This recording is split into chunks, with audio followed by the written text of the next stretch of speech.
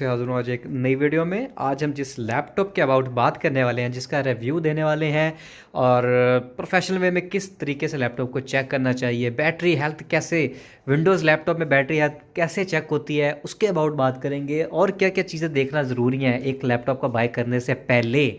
तो उसके अबाउट आज हम इस वीडियो में बात करने वाले हैं। अगर आप मेरे चैनल पर नए हैं, काइंडली चैनल को सब्सक्राइब कर लें, लाइक करें अगर वीडियो पसंद आए, और वाकई इन्फॉर्मेशन हो तो इसको शेयर भी कर दीजिएगा ताकि और भी लोगों का फ़ायदा हो सके। चलते हैं जी वीडियो की तरफ। इस टाइम आपके पास आपको जो मॉडल नज़र आ रहा है हमारे पास वो है डेल का 7450, डेल लैटिट्यूड 7450, कोर i5 में 5th जनरेशन है, 8 GB रैम है, PC3L DDR3 में आती है। PC3L जो हाई वोल्टेज में होती है और जो PC3 होती है वो नॉर्मल वोल्टेज में होती है। उसमें जो हार्ड लगी हुई है वो 500 GB में HDD नॉर्मल हार्ड है, 14 इंचज़ है और बैकलाइट कीबोर्ड के लाइट के साथ है और मैट ब्लैक कलर में आपको ये लैपटॉप मिल जाता है। USB पोर्ट की बात करें तो 3.0 की USB पोर्ट मिल जाती है, साथ ऑडियो जैक है। और इस तरफ अगर देखें तो इस तरफ हमें जी एक बड़ा SD कार्ड, बड़े बड़े SD कार्ड की ऑप्शन मिल जाती है। इस तरफ हमारे पास चार्जिंग की HDMI पोर्ट, 2 USB पोर्ट्स, एक आर्थनेट की भी मिल जाती है पोर्ट। और यहाँ पे हमें इंडिकेटर लाइट्स मिल जाती हैं जिसमें पावर ऑन, बैटरी चार्जिंग का और CPU यूजेज की लाइट, इंडिकेटर लाइट्स हमें मिल जाती हैं। इसे जी ओपन कर लेते हैं। ये देखें, आप ना सिंगल हैंड के साथ नहीं ओपन कर सकते, इसको ज़रा ऑन कर लेते हैं इसे। तो जी ये इस टाइम हमारे पास 7450 डेल लैटिट्यूड, यहाँ पे मेंशन भी होती है ये चीज़, ठीक हो गया जी। 7450 लैटिट्यूड मॉडल है, कोर i5 का लोगो मिल जाता है, V Pro के साथ ब्लैक कलर का स्टिकर में आता है। ऑन कर लेते हैं तो जी बैकलाइट कीबोर्ड लाइट के साथ है, बड़ी खूबसूरत लाइट है। इसके अंदर ड्यूअल माउस है, एक ये और एक इसके कीबोर्ड के अंदर इसका आपको पॉइंटर के साथ मिल जाता है। चलें जी ये ज़रा ऑन हो जाए। ज़रा SSD का होता है कि 6-7 सेकंड के अंदर डेस्कटॉप पे होता है, और जो HDD होती है मैक्सिमम अगर हम देखें तो 15-18-20 सेकंड में डेस्कटॉप पे जाता है। लाइक अभी से गिनना अगर आप शुरू कर दें, यहाँ से इसकी लोडिंग स्टार्ट हुई है, 6-10 हो गए होंगे अभी तक, 15 हो गए होंगे, 15-20 हो चुके हैं। ये देखें 20 सेकंड में डेस्कटॉप पे आता है, बानिस्बत किसके, लाइक उसके SSD के निस्बत अगर देखा जाए तो। इस टाइम इसकी ठहरें जी बैटरी लो है, इसको ज़रा प्लग इन कर लेते हैं जी। इस टाइम मैंने प्लग इन कर लिया। सबसे पहले आप नॉर्मल यूज़र जो होता है लैपटॉप लेने से पहले क्या क्या चीज़ें चेक कर होता है, दिस PC की प्रॉपर्टी खोल लेता है, ठीक है जी। दिस PC की प्रॉपर्टी में क्या चीज़ देखनी होती है, लाइक ये यहाँ से खोल लेते हैं जी हम। यहाँ पे आप देख लेते हो जी कोर i5 है। जनरेशन भी अगर लोगों को नहीं देखने आती होती, मोस्टली मुझे है कमेंट्स आ रहे होते हैं जी जनरेशन कैसे देखनी है। जनरेशन देखने का तरीका है कि आपने कोर i5 से आगे देखना है। लाइक अगर 4 डिजिट्स जो हैं वो जो उसका पहला डिजिट होता है वो उसकी जनरेशन होती है। अगर ये 5 की जगह 4 होता तो 4th जनरेशन थी। अब जनरेशन्स के अंदर भी अपग्रेडेशन होती हैं। अब जैसे ये 5300 है, इसमें 5600 भी है, इसमें 5800 भी है। जो 5800 वाला होगा वो डेफिनेटली मतलब graphic card, dedicated graphic card में होगा। और अगर 5600 प्रोसेसर में होता है तो ये होता है थोड़ा सा प्रोसेसर अच्छा लगा होता है इस प्रोसेसर से, मतलब उसकी जो गीगाहर्ट्ज़ होते हैं वो बढ़ जाते हैं। जैसे ये 2.3 है, 2.29 है, वो थोड़े से इंक्रीज़ हो जाते हैं। तो रैम होता है 8 GB यूजेबल, अक्सर लैपटॉप्स में लिखा आता है 7.8 GB यूजेबल। ये होता है कि जब आप विंडो इंस्टॉल करते हैं, विंडो इंस्टॉल के साथ आप इसको थोड़ी सी मेमोरी आप विंडो को दे देते हैं जो कि वो हर टाइम भी अपने पास रखता है। तो इसकी भी मेरी एक वीडियो बनी हुई है कि आपने इसको 100 मतलब 7.88 को पूरा 8 GB करना है तो वो कैसे करना है, तो आप वो मेरी वीडियो जाके भी देख के अपनी यूजेबल कंप्लीट कर सकते हैं। तो इस तरीके से आप देख लेते हैं। तो इस तरीके से देखने से बेहतर है कि आपको यहाँ पे मॉडल नंबर तो पता नहीं चलता, इस पर आपको बायोस का नहीं पता चलता कौन सी हुई है, इसमें आपको ये नहीं पता चलता कि रैम 1 लगी हुई है या 8 GB की 2 लगी हुई हैं।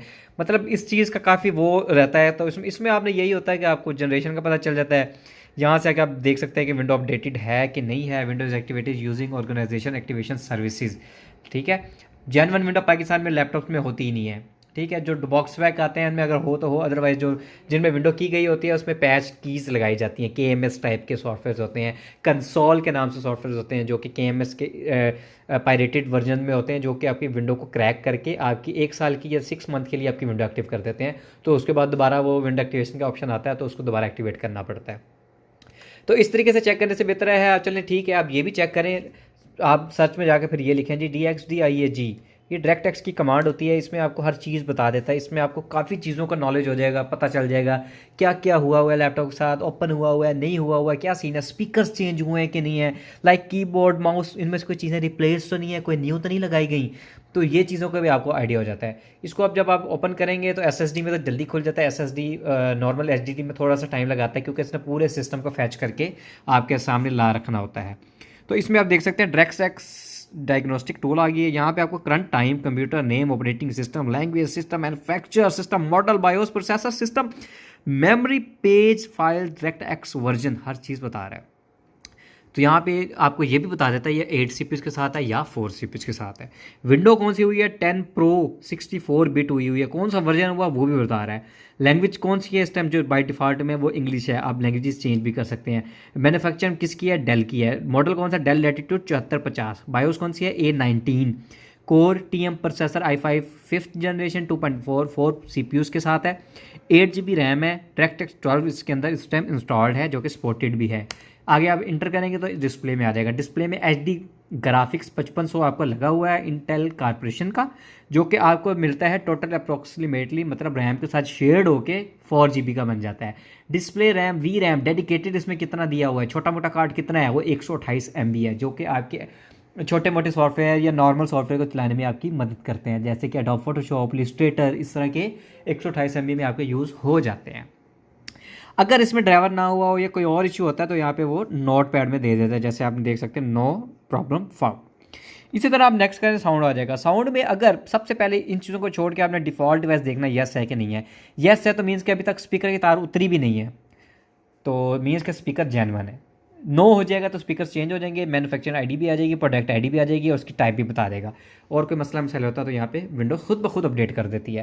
इसी तरह आपने इनपुट में देख लेना माउस कीबोर्ड NA मीन्स के हर चीज़ जेन्युइन लगी हुई है, अगर प्रोडक्ट ID वेंडर ID आ जाती है तो मतलब रिप्लेस्ड है, मसला मसाइल तो यहाँ पे ऐड हो जाएगा। आप इसकी इन्फॉर्मेशन सेव भी कर सकते हैं, डॉक्यूमेंट्स के हिसाब से सेव ऑल इन्फॉर्मेशन आप कर सकते हैं, ठीक है जी। इस चीज़ को चेक करने के बाद आपने क्या करना है जी, रैम 1 लगी हुई है, 2 लगी हुई हैं, क्या सीन है, कंट्रोल शिफ्ट एस्केप इकट्ठा प्रेस कर देना, टास्क मैनेजर ओपन हो जाएगा, ये शॉर्ट की है इसकी, परफॉर्मेंस में चले जाना है, CPUs में आके देख लेना है कि जी कितने कोर है, 2 कोर और 4 लॉजिकल प्रोसेसर में है, वर्चुअलाइजेशन अनेबल है, अगर ये डिसेबल हो तो आप इसमें वो नहीं चला सकते एमुलेटर लाइक जैसे गेम्स चलाने के लिए होता है, एंड्रॉयड बनाने के लिए होता है।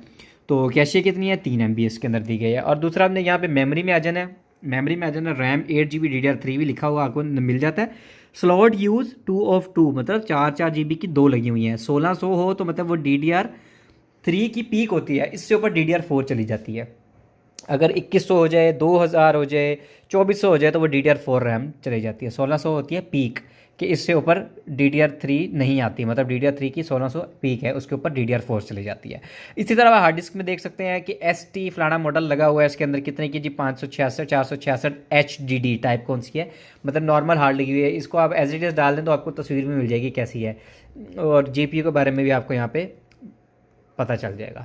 इन चीज़ों को चेक करने के बाद आपने क्या करना है, ऑनलाइन कीबोर्ड टेस्ट गूगल पे आपने खोल लेना है, वहाँ पे आपने इसकी कीज़ सारी चेक कर लेनी है, माउस चेक कर लेना है, क्योंकि F1 की सीरीज़ इस तरह की कुछ ऐसी कीज़ होती हैं जो कि आप नोटपैड में नहीं चेक कर सकते, तो आपने वहाँ जाके चेक कर लेना है। और दूसरा मैंने आपको मज़े की बात बताई थी कि विंडोज़ में भी आप बैटरी हेल्थ चेक कर सकते हैं, वो कैसे चेक होती है, सर्च में आपने जाना है, यहाँ पे आपने CMD टाइप करना है, कमांड प्रॉम्प्ट ओपन कर लेनी है, यहाँ पे आपने लिखना है power CFG space battery report, inter करना है, स्पेलिंग बिल्कुल ठीक है एक्यूरेट लिखेंगे तो आएगा। और ये विंडो 7 के लिए एलिजिबल नहीं है, विंडो 7 में आप नहीं बैटरी चेक कर सकते, उसमें आपको बैटरी बार के नाम से सॉफ्टवेयर इंस्टॉल करना पड़ेगा, फिर पता चलेगी।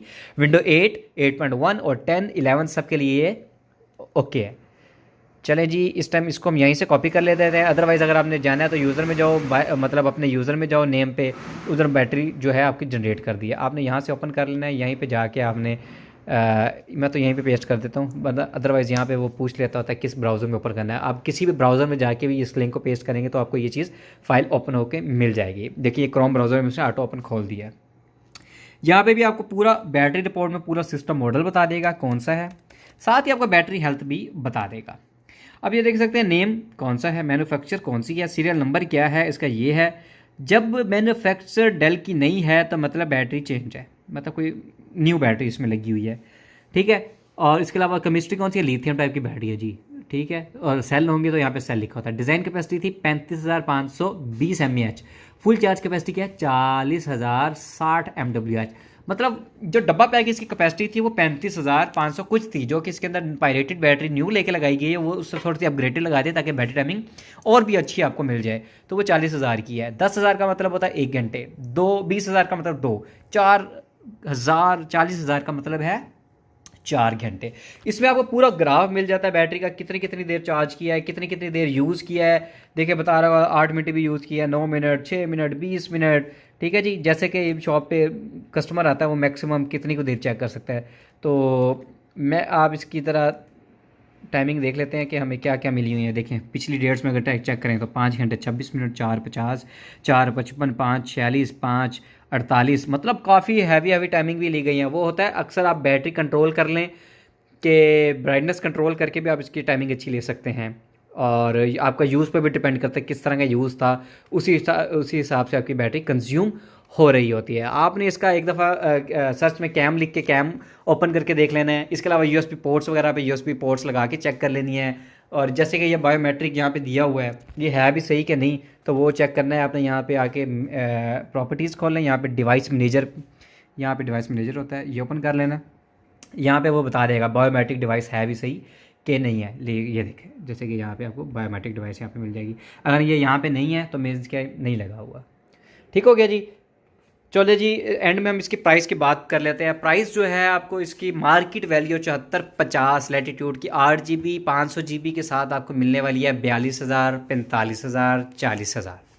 ठीक है जी, ये प्राइसेस चल रही हैं, कंडीशन वाइज होता है कि कंडीशन कैसी इसमें आपको मिल रही है। ठीक है जी। और यूज़र रिव्यू देता चलूँ तो जिन जिन लोगों के साथ मैंने मॉडल ये यूज़ कर रहे थे, जिनसे मैंने इनका रिव्यू लिया है, पूछा है, ऑनेस्ट रिव्यूज़ के लोगों ने जो बताए हैं, बैटरी टाइमिंग वाइज बहुत अच्छा है, परफॉर्मेंस वाइज बहुत अच्छा है, best for programmer, designer, developers और जो कोडर डेवलपर जितने भी हैं वो इस मॉडल को यूज़ कर सकते हैं जी, क्योंकि ये ऑलरेडी मॉडल डेवलपर्स ही यूज़ कर रहे हैं। यूनिटी 3D इस तरह के सॉफ्टवेयर आप इस पर ईजिली चला सकते हैं। एडोब्स की फैमिली वाइज आप प्रोफेशनल यूज़ तो नहीं कर सकते, लेकिन इंटरमीडिएट लेवल तक इसको आप यूज़ कर सकते हैं। तो ये थी आज की हमारी वीडियो। अगर पसंद आई हो तो लाइक कर दीजिएगा, और वाकई इन्फॉर्मेशनल वीडियो हो तो शेयर भी कर दीजिएगा। और एक तो सब्सक्राइब करना आपका बनता है ना इस चैनल को, ताकि मुझे भी इस चीज़ से हौसला मिलता है और मैं भी फिर बड़े जोशो खरोश से नेक्स्ट वीडियो बनाता हूँ। तो मिलेंगे हम जी नेक्स्ट वीडियो में, तब तक राना जवाद अहमद